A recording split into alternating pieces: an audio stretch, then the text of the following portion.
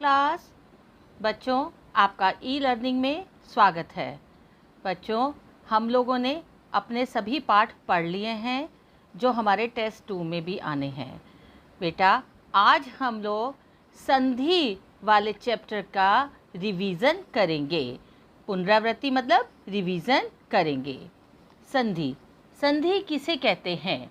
बेटा, संधि जो होती है दो वर्णों के मेल को कहते हैं। संधि शब्द का अर्थ होता है मेल करना। जब दो निकटवर्ती वर्ण मीन्स अ से लेकर ज्ञ तक के सभी वर्णों का परस्पर मेल होता है, उससे जो विकार उत्पन्न होता है उसे हम संधि कहते हैं। जैसे समतोष, ठीक, देवर्षि आदि। संधि के मुख्यतः 3 भेद माने गए हैं: स्वर संधि, व्यंजन संधि, विसर्ग संधि।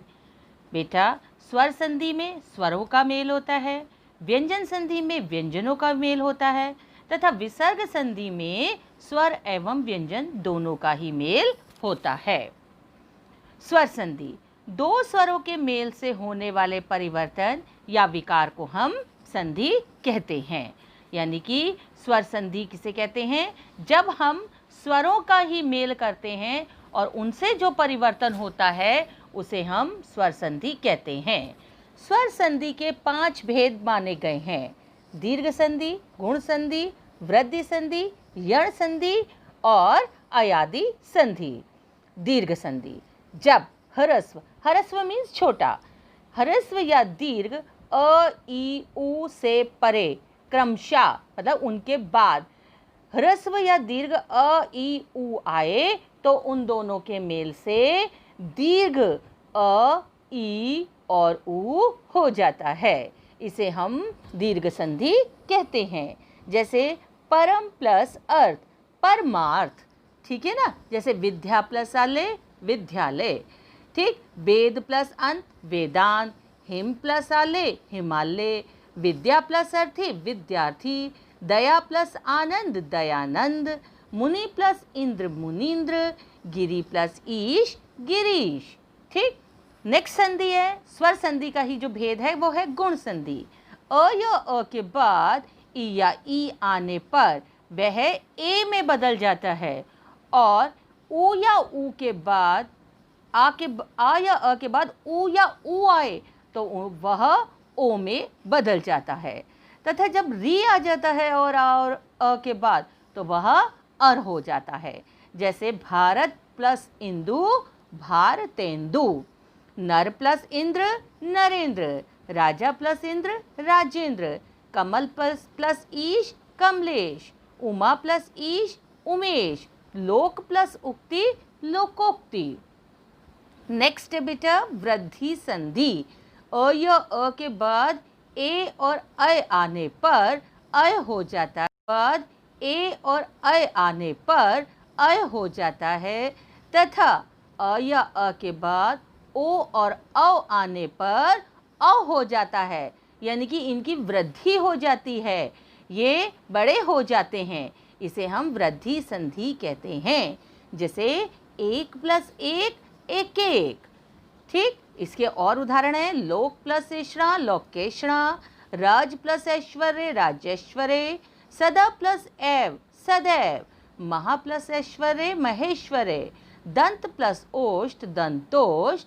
महा प्लस ओजस्वी, महोजस्वी। परम प्लस औषध, परमौषध। महा प्लस औषध, महौषध। अगली संधि है बेटा यण संधि। अभी तक हम लोगों ने अ और अ के बाद लगाया था, अब हम ई, उ और री के बाद यदि कोई असमान स्वर लेते हैं तो ई का य, उ का व और री का र हो जाता है। जैसे अति प्लस अधिक, अत्यधिक, ठीक।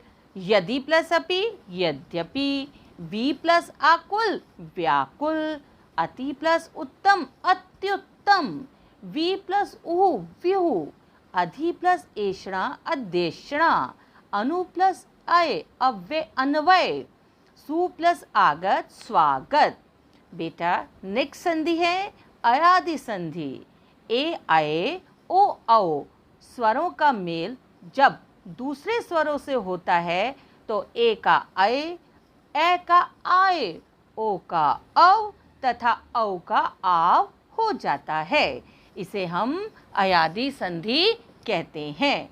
जैसे चय प्लस अन चयन, नय प्लस अन नयन, गै प्लस अक गायक, नय प्लस इक नायिका, पो प्लस अन पवन, पो प्लस इत्र पवित्र, पो प्लस अक पावक, इक नायिका, पो प्लस अन पवन, पो प्लस इत्र पवित्र, पो प्लस अक पावक, नौ प्लस इक नाविक, भौ प्लस उक भावुक।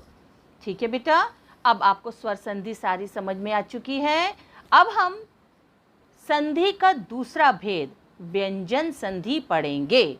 व्यंजन में क्या होता है बेटा? व्यंजन वर्ण का व्यंजन या स्वर से मेल होने पर जो परिवर्तन होता है उसे हम व्यंजन संधि कहते हैं। जैसे जगत प्लस ईश जगदीश, वाक प्लस ईश वागीश, दिक प्लस अंबर दिगंबर। स्वर संधि में ही थर्ड पार्ट संधि का होता है विसर्ग संधि। विसर्ग संधि का किसी स्वर या व्यंजन से मेल होने पर जो परिवर्तन होता है उसे हम विसर्ग संधि कहते हैं। जैसे धनु प्लस टंकार धनुष टंकार, दुह प्लस उपयोग दुरुपयोग। बेटा, हमारे सिलेबस में स्वर संधि आती है मेनली, व्यंजन और विसर्ग संधि जो है वो साहित्यिक हिंदी के अंतर्गत आती है। इसलिए आप बच्चों को स्वर संधि के पांचों उपभेद पर ज़्यादा ध्यान देना है। मैं उम्मीद करती हूँ कि सभी बच्चों को ये संधि बहुत अच्छे से समझ में आ गई होगी। Thank you class. आप आगे इसमें जितनी भी एक्सरसाइजेज हैं उनको ध्यान से पढ़ेंगे और याद करेंगे।